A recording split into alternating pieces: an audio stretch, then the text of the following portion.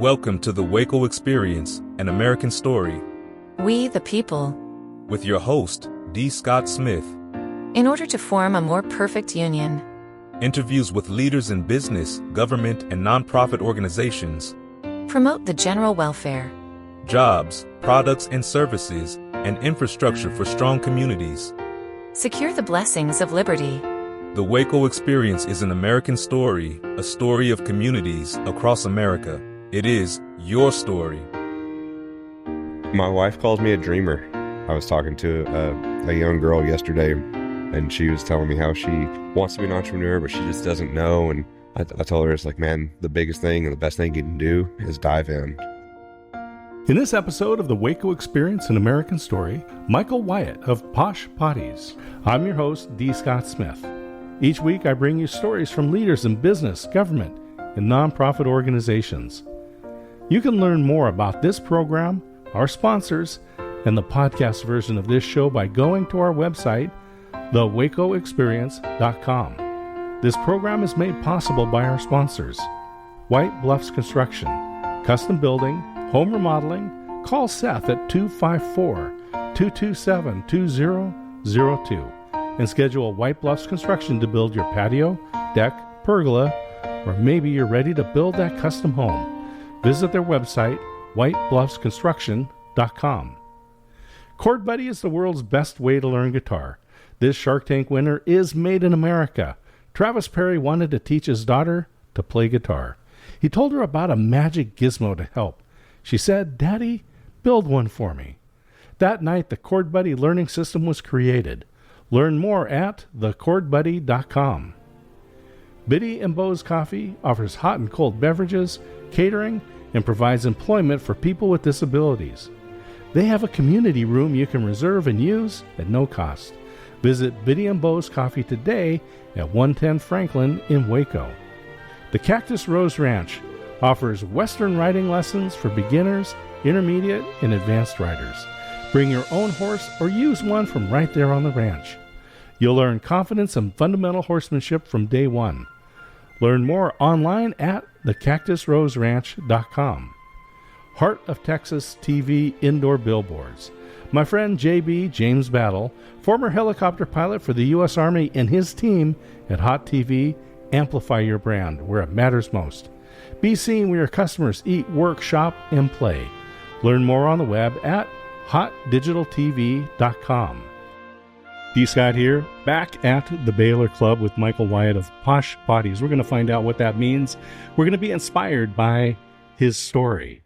He's had a number of different careers, and I think, to me, that's encouraging because you don't have to think, well, what am I going to do for the next 40 years? Especially if you're in high school, college, you're looking about getting into the workforce. There are a lot of opportunities, and we're going to find out what Michael is done. So, Michael, let's get first of all, let's just get an introduction to yourself. Yeah, my name is Michael Wyatt. I own the Posh Potty, a luxury mobile restroom company that is here in Waco, Texas. Born and raised in Waco / the big city of Groesbeck. So shout out to all the goats that listen to this. But I'm back here in Waco now, just running a small business. So let's just talk about what is Posh Potties. I mean, the name I think is very descriptive. Good branding. Tell us, what is Posh Potties? You can imagine what it is. It's a posh potty. My wife and I, we were talking one night and we were going over kind of bad bathroom experiences at different events that we've gone through. And we're just talking pretty much how we hate porta potties. They're gross. They're not comfortable in any way, shape, or form. And we wanted to make something better. So we came up with the idea of the Posh Potty, which is a luxury mobile restroom trailer. So we have designed a one-of-a-kind bathroom trailer that is luxurious. And it's one of those things that you walk in and your guests will go, wow, this is nice. So we have a different setup. We have a nice wider steps up to a patio. From the patio, you can open into private restrooms on the trailer, but everything is luxury. So we kind of changed it up. We don't have the standard RV foot pedal toilets that flush. We have upgraded push button toilets. So you have a nice streamlined look all the way down to all of our fixtures are gold. So it's not even this looks like a kind of nice bathroom. This is a 5-star quality restroom that we get to use. And then my lean in is we want to be luxury, and luxury's in the details. So we have hand sensored sinks, so you don't have to touch anything. So again, cleanliness and details. Most restroom trailers won't do metered faucets like that, just because it can waste water, it can do this and that. So we have really thought about how we're not going to waste water and still have these luxury things that you don't have to touch. And then we have LED lit mirrors. So the ladies that want to do touch-ups on their makeup, we make sure that the lighting is correct and appropriate, and it's not just fluorescent white lighting for them. Yeah, just trying to make it the most pleasant experience. Not to mention, I forgot to even think about air conditioning. Heat. You know, I was thinking about that. I was going to bring that up because many of us have gone into those brown or blue fiberglass units, banging your elbows to get in and out. No, and that's one of the things. Like I'm a guy, and you know, I sweat when I work, and I don't want to go into a hot box and have to use the restroom, and it's just not pleasant. It's not pleasant for the senses as far as sight or smell. So ours are completely climate controlled. On my Facebook page just a couple of weeks ago, it was 100, it was right at 100 degrees outside, and I had the inside of my restrooms at 73 degrees. And I mean, crisp, cool, it was phenomenal. And everyone at that little farmer's market were loving the bathrooms just for that alone.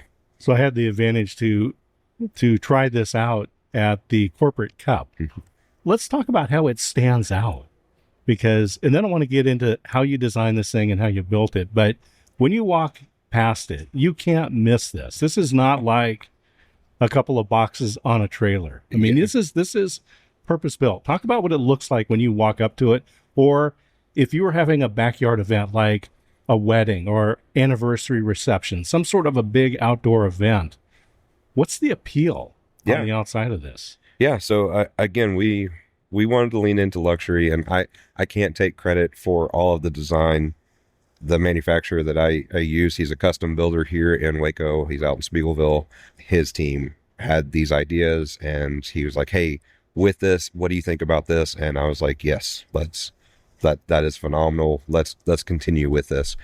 But looking at the outside, it's not just a box trailer. It's not just 4 stalls or 4 little compartments on a trailer. Like I said, we created this kind of patio where it looks like it's something built in, and if you're not paying attention, you won't notice that this is a trailer that I can move anywhere I want. We stuck with pretty colors. We're going to stay with white because I can keep white nice and pretty and elegant, and it kind of just sits pretty on any background.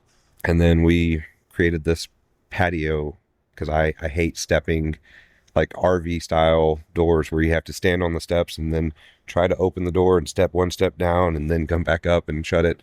I was like, that's not functional for anyone, especially if you're in a wedding gown or, you're in a suit and not super comfortable in all the movements. We just designed it to where it's functional, it's pretty, and it can go anywhere that you want it to be. So I can put it at a vineyard and have it looking out over a beautiful field, or I can have it, at McLean Stadium sitting out front for any event. I mean, it's just one of those, it's very, very universal in how we can use it. So I'll just say it's not necessarily a photo background you want to use, but if you were taking family photos and this one happened to be in the background, it's not going to be like all those fiberglass units back there that looks like you're in some junkyard. I don't know. Yeah. It actually has some visual appeal to it. Yes. That you don't want to hide this behind the hedge. Yeah, no, that's exactly it. I mean, like I said, we designed this for events and very nice gatherings. So we don't want it to be hidden because we don't want any event planner is going to say they don't want people to have to question what is where. They want everything laid out to be smooth. So when it comes to the restrooms, you don't want these plastic boxes somewhere over here tucked off to the side where people have to ask, "Hey, where's your restroom?" But you also don't want them out where you can see it. So ours is elegant that we can sit it right there in plain view, and it's not huge logo mark. Like, it does have our logo, but again, streamlined, sleek, elegant logo that says this is what this is. And to the blind eye, you're not going to notice that, hey, this is a restroom, other than there's a white building sitting right there. Oh, that's the restrooms. Now that we've given people a chance to understand what the Posh Potty is, and they're going to have events coming up, how do they get a hold of you? How do they reserve this? All right. So I'm old fashioned. I love phone calls. I like talking to people. So the easiest way is going to be give us a call at 254-677-POSH. So that's 254-677-7674. Or you can reach out to us through our website at www.theposhpotty.com. It'll have contact us and information that we can reach back out to you. On that website is our email, which is info@theposhpotty.com. So any of those ways are the easiest to reach out. I'm very receptive and very responsive. So it will be less than a day before I reach back out to you and go, hey, let's get together and let's talk about what your event is and how we can facilitate your needs. So on the WACO Experience, an American Story, Michael Wyatt of Posh Potty, we've gone through a description, kind of talk about what this is, what kind of events, and now how people can get a hold of you. They can go to the website, theposhpotty.com. They can give you a call and get this scheduled. I know that you have just launched this business recently, and I saw it first at the event at the Corporate Cup. What else have you been involved in? I mean, it's brand new, but tell us where the Posh Potty has been. We're like you said, we're new to this, so we officially launched in July. We do the farmers market at the Will every Sunday. We're there from 11 to 3 p.m. or 11 a.m. to 3 p.m. And that's just a great event space out there. Oh, dude, out at the Well. It's gorgeous. Beautiful view. Yes. Easy to get to. Yes. Yeah. Good spot. Good spot. They have great music. If you drink, they have a great bar. They have really, oh my gosh, the pizza, phenomenal out there. Yeah, definitely. My wife and I can vouch for the pizza. Yes. Oh yes. It's hard not to spend money when I'm there on Sundays, just going to get pizza. But yeah, so we do that one every Wednesday, and then we do different just events locally as far as birthdays, and again getting in with a couple of different event planners to do weddings and galas. Lord willing, I'll be going up to Dallas and doing some larger events up in the Metroplex. If anybody knows any Baylor people that need a nice restroom for Baylor tailgating, I would love to provide a Posh Potty out there at the Baylor tailgates. Oh, that sounds like a great deal. It's going to be a good season, I'm sure. Oh yes. So let's talk about your background, because you didn't start your life, you were not in junior high school and saying, what we really need in this world is an air-conditioned bathroom on wheels. So let's talk about your journey. I will just say you have an inspiring story. Thank you. So let's go back to where you started. Man, I was the typical kid. What do you want to be when you grow up? I want to be a firefighter. I have an uncle who's a firefighter, and it was really cool going to spend time with him during the summer and see the fire station and see how he gets to help people. So when I graduated high school, or my senior year of high school, I went through the EMS program, got EMS certified as a basic, and then immediately graduated and went into fire academy. And I was a firefighter for almost 5 years, and then EMT through EMT intermediate for 9 years. So I spent a lot of time working on an ambulance, working on a fire truck, getting to help people in different situations, which was really fun. And I'll just say on behalf of all the folks in Central Texas, we say thank you for your service. First responders, we love them. So thank you. I appreciate it. And yes, thank you for anybody who's out there serving, because it's not an easy job, and it is definitely a needed job. So through that, I was, 7 years in working EMS. My brother and I decided to start a moving company, and we did household good moving. We did it for almost 7 years. But yeah, we did household good moving, and we did pretty well. Like we got lucky and blessed that really early on we got hooked up with Magnolia Homes. And I say that we got hooked up with the production company that did all the filming with Magnolia Homes, and they liked how meticulous we were on how we moved things and how careful we were and what we were doing. So they ended up filming us, and then we got the opportunity to be on air where they're moving us for 6 seasons of Fixer Upper.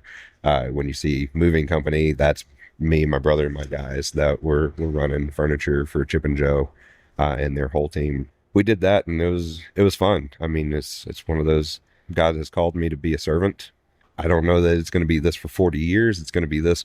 It's just kind of transformed into different areas. I was able to serve as a firefighter, as an EMT, and help people in crucial times of need, to transition into another crucial time, but maybe not so emergent, where I got to help people in a very stressful point of moving from one place to another and trying to get all the things together and how are we going to do this logistically. So we got to be a blessing there. And then now I'm into another service role of, hey, we want to make things better for everyone involved in this event. So I have to ask you about doing the Magnolia moves and working for the production company. Yeah, I had a friend that did a reality show. Mm-hmm. It was filmed down in the Dominican Republic on an island. The only reality show that I've ever watched, all the episodes, was because my friend was in it. She was telling me that when you watch, you show them walking down. All right, now go back and let's do the other camel, and you got to walk again, right? So she'd walk the same path like 3 or 4 times. Tell us about moving stuff. Did you guys have to move more than once? Thankfully, not a whole lot. But there definitely were times where, again, my guys were awesome. Like they were Johnny on the spot, and like we didn't play around. So when we had a job to do, they were quick and let's get it done. So there were a handful of times where the production company knew that we were going to bring this piece of furniture in, but they missed it because my guys were just running. So then they look in the house and they're like, "That's already here. Hey guys, could you take that back out? Like we want to video that coming in." But it wasn't too often, and it was really early on, because after that they started realizing, like, hey, these guys, they're quick. So when they show up, like, we need to be ready. And it was just a fun experience. There's only a couple of times that my brother got, I say frustrated. It's just one of those, that thing's heavy, I don't want to move it again. It's all right, Danny. We're going to be on camera. Like, it's cool. So then the two of you grew this business, and it wasn't just Magnolia that you were doing. That just happened to be right. One client that you were working for, the production company. Yeah. Then you guys sold the business. Yes, sir. Let's talk about the process of selling a business. Man, that's that's not a fun topic. And again, like, we're blessed that we weren't in a bad spot. This was right after COVID hit. We ended up losing some team members, and we're just at that point of, man, we're running and we're tired. And we had an opportunity to look into what it looks like to sell. My brother and I, we talked about it, took our little sabbatical and like, hey, let's step away for a second, think about this and come back. And we both had the same agreement, like, yeah, let's look into this. But it's not an easy process, and it's not a quick process of looking at and evaluating all of the different statistics in your business to go, hey, what's my business worth? Because to me, that was a $10 million business, because I grew it. And I say my brother and I, we grew it from the ground up. That was kind of our baby. Physically was our baby before I had kids. I got married, and then that same year we started that moving company. But it was definitely a learning experience on, hey, maybe I should track this better with the next business. And whenever we do go to sell, if we ever sell anything again, I know the people to talk to and what kind of evaluations that you need and kind of what to expect, because it's, again, a lot of information there. So this is another good transition point, because after you sold the moving business, what was your next stop? When we sold the moving business, that's when we had the idea, and I say we very loosely. My wife had the idea for the Posh Potty through that conversation that we had just about kind of bad bathroom experiences, and I said, I can do that. And then that turned into a very long ordeal that we won't talk about on air. There was some time in that transition. It was a few years. So I was the sales manager at Linex for a couple of years. Some friends of mine owned a franchise here in Waco and doing bed liners and truck accessories, and I'm a good old country boy, and those are things that I really enjoy playing with, is putting different parts on trucks and getting a truck spiffed up for work. I was working with a business coach to grow this new business with the Posh Potty, and then I had an opportunity to join team with them and be business development manager for that business coaching firm, which is Action Coach. So shout out to Reagan and the team. Yeah, and Reagan has been a guest on this show. Yes. So we've talked to him about Action Coach. I'm a big fan. Yeah. of Action Coach. So you were coming into this having grown a business and sold a business, mm-hmm. and then now you're helping other businesses understand the value of coaching? I love how you worded that. Understand the value, because I'm going to say that's the hardest part on quote unquote selling coaching, is when people think of getting coached, they think, oh, I'm in trouble or I'm not doing something right. And that's totally the opposite. Is the best of the best have not just one, but teams of coaches to help them improve on every aspect, whether it's their spiritual life, whether it's their physical life, whether it's their diet. There's so many people that are there helping them to be better. And in the business world, we kind of overlook that.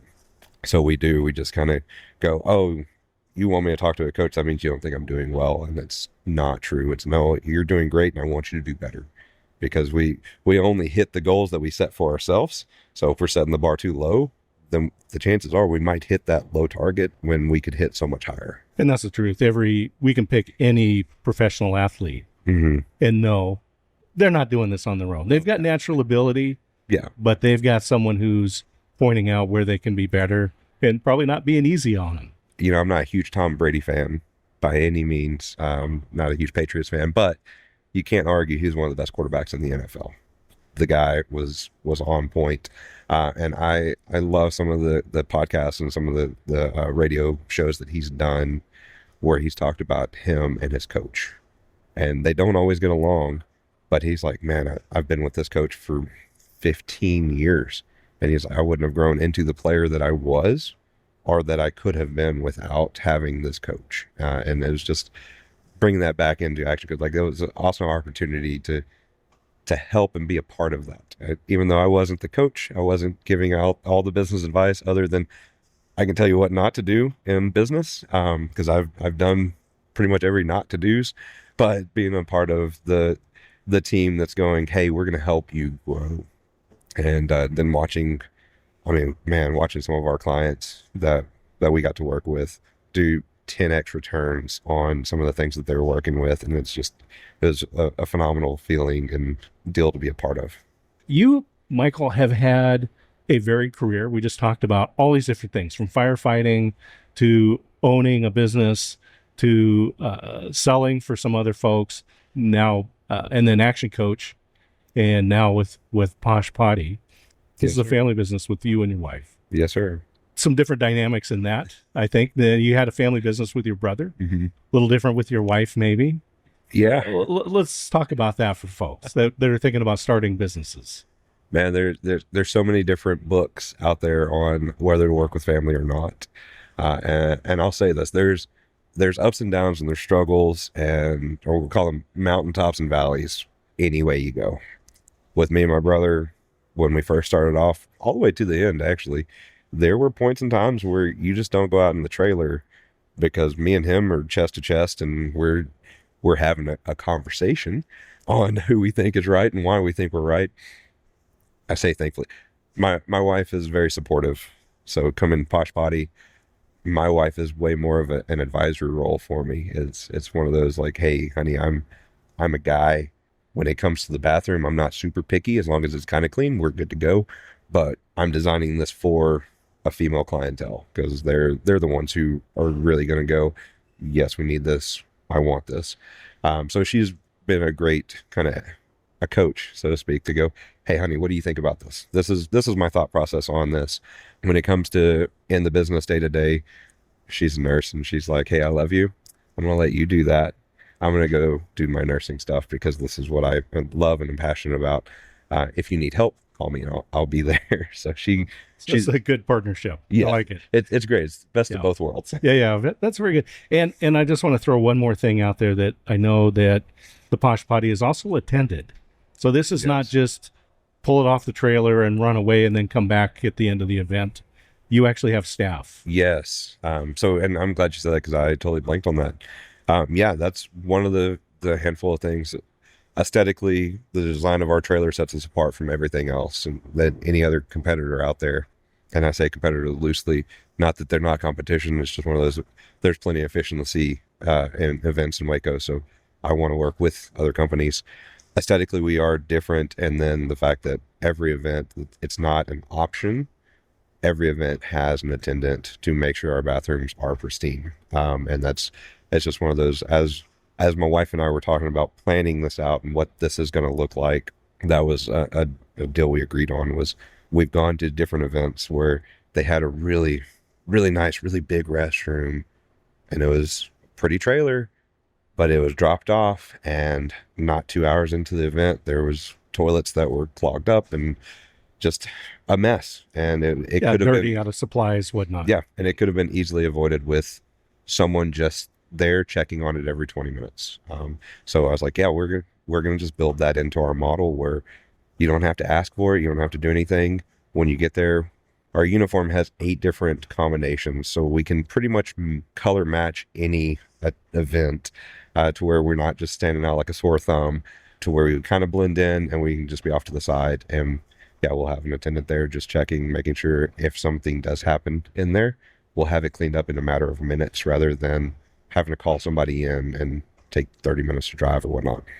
A lot of economic turmoil in the world, in the country. You're sitting at a unique spot, and you just launched a brand new business. Give us some inspiration and hope. Tell us about the future of business in Central Texas. My wife calls me a dreamer. Every relationship has the dreamer and the realist. I thought I was the realist, but Sarah swears that I'm the dreamer. So our dreams and aspirations for Posh Potty is that we're going to grow, and we're not just going to service Central Texas. We're going to service the state. And then, gosh, our goal is like within 5 years to potentially look into what does it look like to franchise this out. That way there's the Posh Potties in, Oregon and Colorado and all of these other places. If there's ever one in Tennessee, my wife will probably make us move up there, that way she can be in that beautiful state. It's one of those, like Sam Walton, the founder of Walmart, has a quote that I've grown to love. And it's during the Depression, someone was asking him, like, well, what are you going to do? Like the Depression is here and it's affecting all of these things. And his response is pretty simple. I'm going to choose not to participate in that. And I love it because you know what? There's things that are out of our control. The thing that we can control is how we respond and how we react to it. So no matter what's thrown at us, like, okay, we're going to take a step back. We're going to clear our head. We're going to come up with a good response, and we're going to react accordingly. That way we can still be professional and profitable in our business. With that, I try not to pay too much attention to the economics and all of the things just because I don't want to get discouraged. Talk to an entrepreneur who's thinking like, oh, what should I do? Should I start? Man, the only time better than right now is like 20 years ago. And that's only because you'd be 20 years into your business now. So I'm all for it. Like, I was talking to a young girl yesterday when I was getting a cup of coffee, and she was telling me how she wants to be an entrepreneur, but she just doesn't know. And I told her, it's like, man, the biggest thing and the best thing you can do is dive in. I was like, you can't sit there and just dip your toes in the water of entrepreneurship. You have to dive in and dig in and be willing to do the work, because it will pay off. But if you're just playing with it, it's not gonna actually grow like it should. The WACO Experience, an American Story, is a production of D. Scott Smith Company, all rights reserved. Thank you for listening.